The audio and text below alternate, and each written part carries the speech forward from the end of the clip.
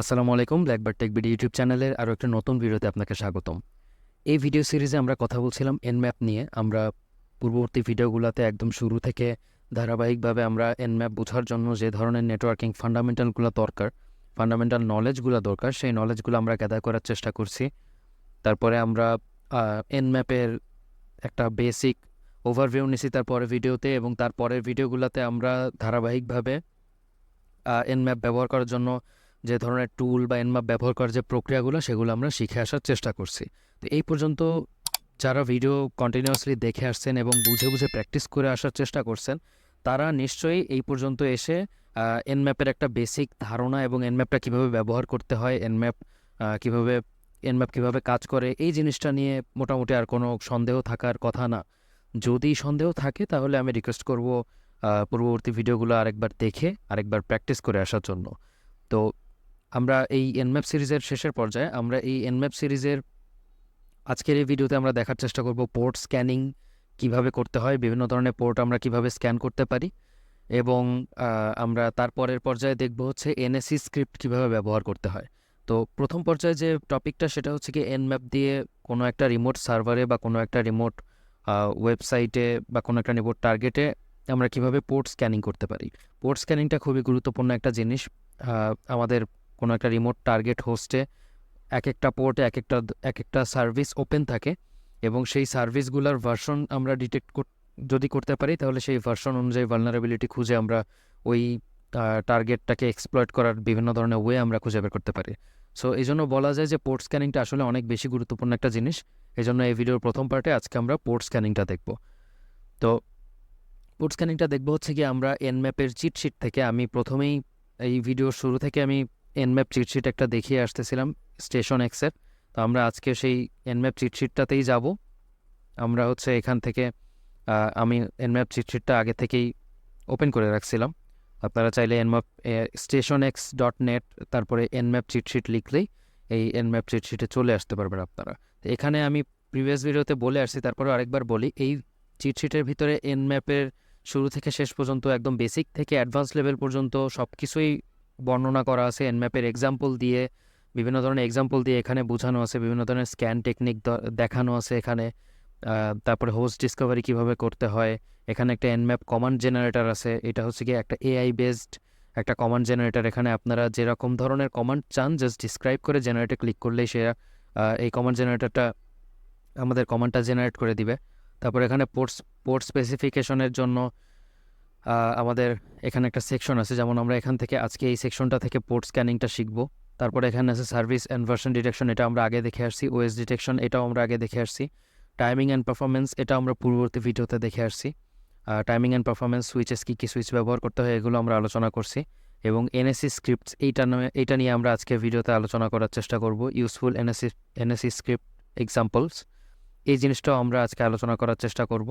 এবং firewall, IDs, ইভাশন and spoofing এগুলো কীভাবে কাজ করে সেগুলো আমরা পূর্ববর্তী ভিডিওতে দেখে আসছি। আউটপুট কীভাবে সেভ করতে কোনো একটা ফাইলে, সেটাও আমাদের দেখা হয়ে গেছে।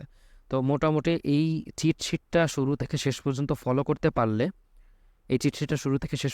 করতে পারলে, আমরা এনম্যাপের উপরে আমাদের একটা ভালো গ্রাস্প চলে আসবে, এটা আশা করা যায়। যদি আমরা বুঝে বুঝে চিটশিটটা ফলো করে প্র্যাকটিস করতে পারি তাহলে এনম্যাপ নিয়ে আমাদের আর কোনো সমস্যা থাকার কথা না।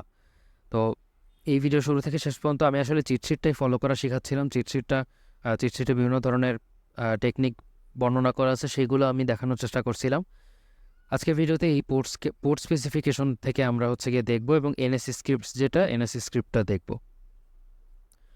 আজকের ভিডিওর টার্গেট হিসেবে আজকের ভিডিওতে টার্গেট হিসেবে ব্যবহার করব আমি আমাদের আরেকটা মেশিন, যেটা আমাদের ল্যাব এনভায়রনমেন্টের ভিতরে রানিং আছে। আরেকটা মেশিন, সেটা হচ্ছে গিয়ে কিঅপট্রিক্স, যেটার আইপি অ্যাড্রেস হচ্ছে গিয়ে 10.0.2.10। তো সরাসরি আমি কালি লিনাক্সে চলে যাই। কালি লিনাক্সে যেয়ে আমরা আজকে দেখব যে কীভাবে হচ্ছে গিয়ে এই পোর্টগুলো স্ক্যান করা যায়, বিভিন্ন ধরনের পোর্ট স্ক্যান করা যায় এই পোর্ট স্পেসিফিকেশন সেকশন থেকে।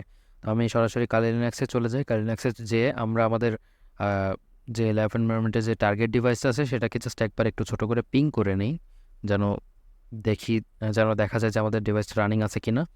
তো 10.0.2.10 পিং করলে হ্যাঁ রিপ্লাই আসতেছে। তার মানে এই ডিভাইসটা এখন আমাদের লাইভ আছে। এখন আমরা হচ্ছে কি আমাদের প্রথম যে ইয়েটা আছে, প্রথম যে এক্সাম্পলটা আছে সেটা একটু দেখার চেষ্টা করি। এখানে সুইচে -p দিয়ে আমি হচ্ছে কি ডিসক্রিপশনে এখানে লেখা আছে port scan for port x. তার মানে হচ্ছে গিয়ে এখানে আমরা -p দিয়ে যে কোনো একটা পোর্ট স্পেসিফাই করে দিতে পারি যেই পোর্টটাকে আমরা স্ক্যান করতে পারি। যেমন এনম্যাপ সাধারণত সবগুলো পোর্টই স্ক্যান করার চেষ্টা করে, অথবা টপ যে পোর্টগুলো থেকে সেগুলো স্ক্যান করার চেষ্টা করে। সো এখানে জাস্ট আমি যদি -p দিয়ে একটা পোর্ট স্পেসিফাই করে দিই, তাহলে এনম্যাপকে আমরা বলতে পারবো যে জাস্ট এখানে যেমন -p দিয়ে 21 দেওয়া আছে, তার মানে এনম্যাপকে আমরা এখানে বলা হচ্ছে যে শুধুমাত্র 21 নম্বর পোর্টটাই স্ক্যান করতে হবে, আর কোনো পোর্ট স্ক্যান করার দরকার নাই। তাহলে আমরা এই এক্সাম্পলটা একটু ট্রাই করি। আমরা হচ্ছে গিয়ে 22 নম্বর পোর্ট স্ক্যান করার চেষ্টা করি আমাদের ইসে। কারণ সাধারণত 22 নম্বর পোর্ট সবগুলোতে এই ভালনারেবল মেশিনগুলোতে ওপেন থাকে সাধারণত। আমি তাহলে যে কমান্ড যেটা দিতে হবে সেটা হচ্ছে কি nmap -p 22 হচ্ছে কি 10 0 2 10। এই কমান্ডটা রান করি। রান করলে এখন দেখা যাক এই টার্গেটে 22 নম্বর পোর্ট ওপেন আছে কি না।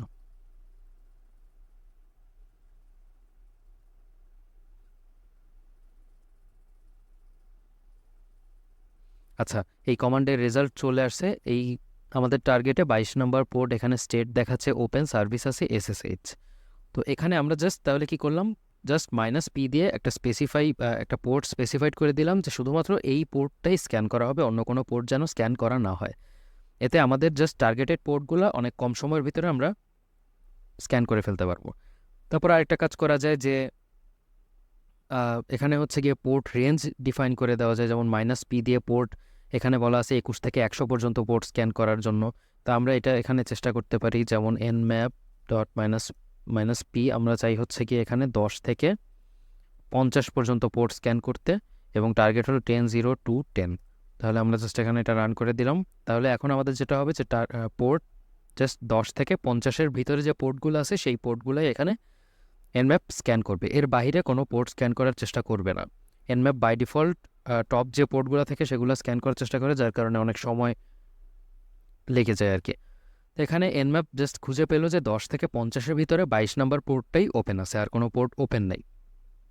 পরবর্তী এক্সাম্পলে দেখানো আছে port scan multiple TCP and UDP ports. মানে আমরা এখানে জাস্ট একসাথে মাল্টিপল পোর্ট স্ক্যান করতে পারি। যেমন এখানে বলা আছে এখানে nmap-এর পরে টার্গেট দেওয়া আছে -p দিয়ে UDP-র 53 নম্বর পোর্ট এবং TCP-র 21 থেকে 25 এবং 80 নম্বর পোর্ট। তার মানে দেখেন এখানে কিন্তু মাল্টিপল পোর্ট স্ক্যান করা আছে। যেমন এটা যদি আমরা এখানে ট্রাই করি, তাহলে যেটা হবে যে nmap -p UDP-র 53 নম্বর পোর্টটা স্ক্যান করবে, UDP-র 53 নম্বর পোর্টটা স্ক্যান করবে, এবং TCP-র 21 থেকে 25 21 22 23 24 25 এবং 80 নম্বর পোর্ট কমা দিয়ে এখানে আলাদা করে দেওয়া আছে।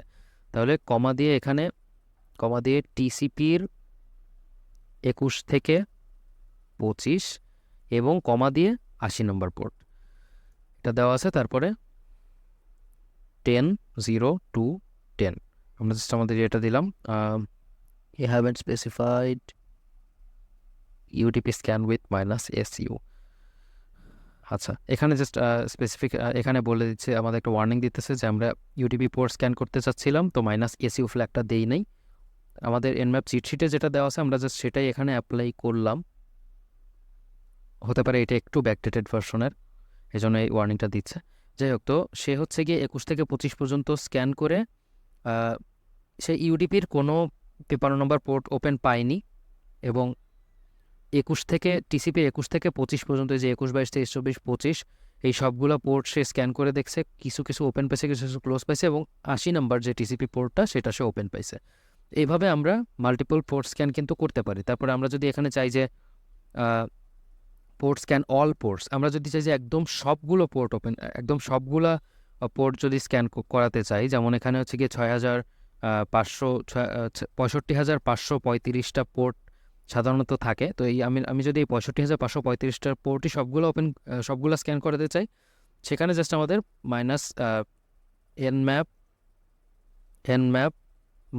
-p এটা দিয়ে তারপরে হচ্ছে গিয়ে আমাদের টার্গেটটা এখানে দিয়ে দিতে হবে। তো -p দিলে হচ্ছে গিয়ে সে একদম শুরু থেকে 0 থেকে 1 থেকে 65,535 নম্বর পর্যন্ত পোর্ট, সবগুলো পোর্টই একটা একটা করে স্ক্যান করবে, যেটা অনেক সময় সাপেক্ষ ব্যাপার হবে। এই জন্য আমি জাস্ট এটা স্কিপ করে গেলাম, বাট আপনারা অবশ্যই সময় নিয়ে এটা ট্রাই করে দেখতে পারেন। তারপরে পোর্ট স্ক্যান সার্ভিস নেম, আমরা এখানে শুধুমাত্র পোর্ট স্ক্যানে পোর্ট নাম্বার ডিফাইন না করে আমরা সার্ভিসও ডিফাইন করে দিতে পারি। যেমন হচ্ছে গিয়ে আমরা এখানে HTTP এবং HTTPS একসাথে আমরা ডিফাইন করে দিলাম। তো এটা আমরা এখানে ট্রাই করে দেখতে পারি। nmap তারপরে -p HTTP, HTTPS তারপরে 10.0.2.10 আমরা আইপি অ্যাড্রেসটা দিয়ে দিলাম। এখন দেখা যাক এখানে কি রেজাল্ট আসে। আমরা এখানে সার্ভিসের নাম ডিফাইন করে দিছি। HTTP এবং HTTPS এর জন্য যে পোর্টগুলো ওপেন আছে সেই পোর্টগুলো যদি খুঁজে পায় nmap, তাহলে সেই পোর্টগুলো আমাদের সামনে এনে nmap শো করবে। এই যে যেমনটা কাঙ্ক্ষিত ছিল, HTTP এবং HTTPS এর যে কয়টা পোর্ট nmap পাইছে সে কয়টা পোর্ট কিন্তু সে আমাদের সামনে এনে দিছে। যেমন আমরা এখানে আরেকটা ট্রাই করে দেখতে পারি, nmap -p SSH 10.0.2.10। আমরা এখানে SSH পোর্ট ওপেন আছে কিনা, SSH এর কোনো পোর্ট ওপেন আছে কিনা সেটা আমরা খোঁজার জন্য nmapকে কমান্ড দিলাম। এখন দেখা যাক nmap কী ধরনের রেজাল্ট আমাদের সামনে নিয়ে আসে।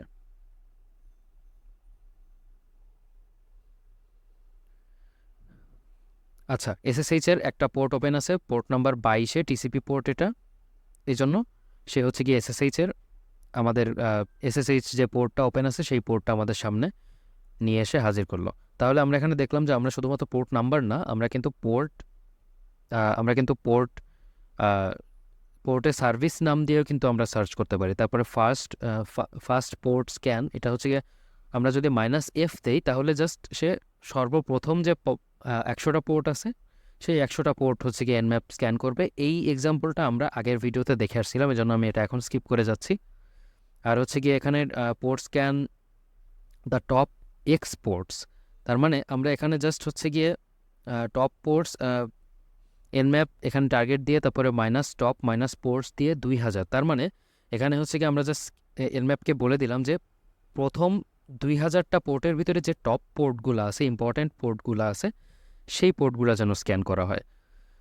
তো এই কমেন্টটা দিলে হচ্ছে কি nmap যেটা করবে যে প্রথম 2000টা পোর্টের ভিতরে যে ইম্পর্ট্যান্ট পোর্টগুলো আছে সেই পোর্টগুলো স্ক্যান করার চেষ্টা করবে। এখানে আমরা জাস্ট আচ্ছা, এই কমেন্টটা আমরা আরেকবার ক্রাফট করি। এটা nmap এখানে হবে আজকে -top ports 2000 10.0.2.10।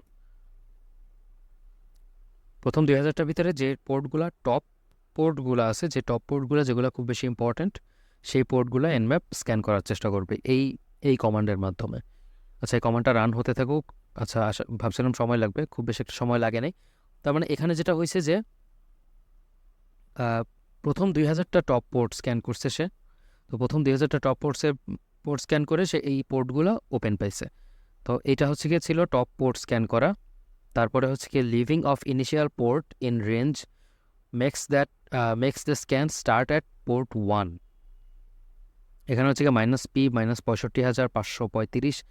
এখান থেকে হচ্ছে গিয়ে আমার leaving off initial port in range makes the scan start at port 1।